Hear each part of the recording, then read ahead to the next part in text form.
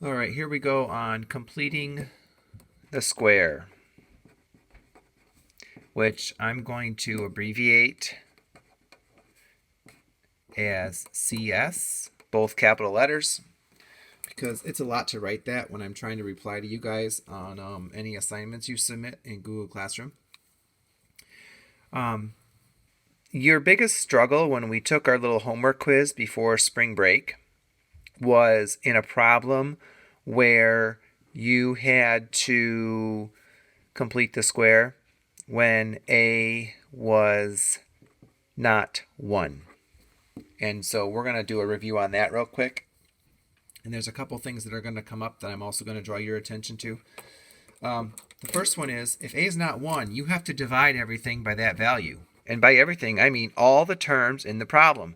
So even the right-hand side, whatever number's over there, you need to divide that by the A value as well. That's going to leave us with x squared minus 5x plus 15 equals 0, because 0 divided by 2 is 0. The second thing we had a hard time remembering is that you have to move the C value. If they gave you a C value, you have to move that to the other side of the equal sign, because you are completing the square to create a new C value for a new trinomial. Okay, you're creating a new trinomial that at some point you're going to be able to write as the square of a binomial, because you're going to have two binomials that are exactly the same. Now in this problem, we've gotten to the point where A is now 1. We moved our C term to the right-hand side, so we have an A value of 1, a B value of negative 5, and we're going to solve for a new C value. And to do that, we simply take the B value, which is negative 5, we divide it by 2, and we square it. Last I checked, half of negative 5 was negative 2.5, and when you square that, you get a positive 6.25. So on both sides of the equation, we need to show that we're adding 6.25. Some of us didn't show it on both sides, and because we didn't do that, we didn't have the correct value on the right-hand side at the end of the problem when it came time to start solving it. Now, this trinomial turns into x minus 2.5 times x minus 2.5. Because half of negative 5 was negative 2.5, and negative 2.5 times negative 2.5 gave us positive 6.25. On the right-hand side, negative 15 plus 6.25 is negative 8 and 75/100ths. Pretty sure it is anyway. I mean, it's just decimals. We can all do decimals, can't we? Because I now have the same binomial being multiplied by itself on the left-hand side, I can write it as the square of a binomial, where it's x minus 2.5, and the right-hand side is just going to still equal negative 8.75.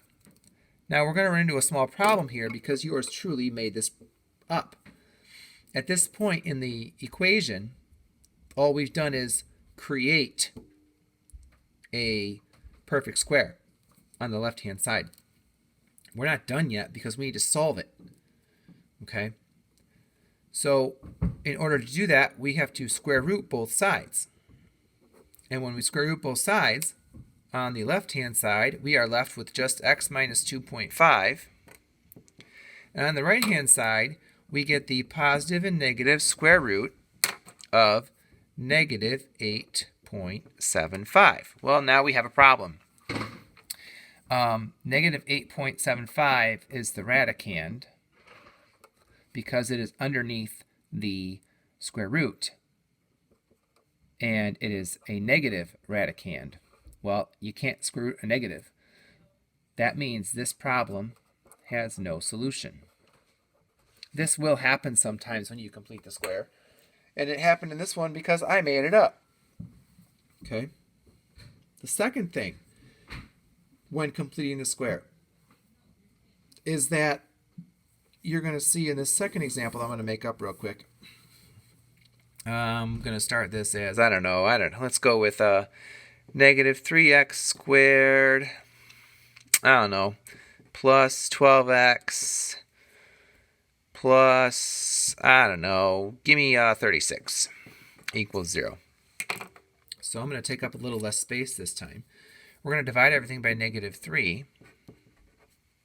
And it would be a good habit to show the divide by -3 even on the right-hand side where there's a 0.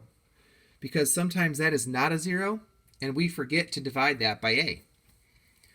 So we do that math, we get x squared minus 4x minus 12 equals 0. We add our 12 to both sides. We get x squared minus 4x. And we're going to create a new c value here in a few minutes. And it's going to equal 12 because we've added 12 to that side. And it's going to make another problem for us. Half of -4, because now we have to find a new number for c. So c is going to be half of -4 squared, which half of -4 last I checked was -2. And last I checked, a negative times a negative is a positive. So our new c value is a +4, but we're adding a 4 to both sides. So you need to make sure you add that 4 to both sides, not just the side where you're completing the trinomial. You are now left with a trinomial that factors into x minus 2 times x minus 2, and 12 plus 4 on the right-hand side equals 16.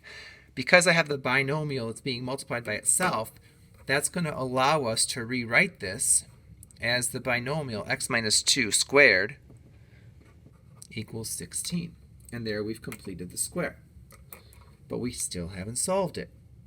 To solve it, you have to take the square root of both sides, and you have to remember that it is the positive and the negative square root of the right-hand side. So you'll notice I wrote a plus minus not only in front of the radical, where I have to write it, but also in front of the 4. Left-hand side just leaves me with x minus 2 equals plus or minus 4. We had a problem here on our little homework quiz we did before break, where some of us added the 2 to both sides. And it doesn't matter if this square root works out to be an integer or a decimal or a radical expression. 2 plus or minus 4 can be simplified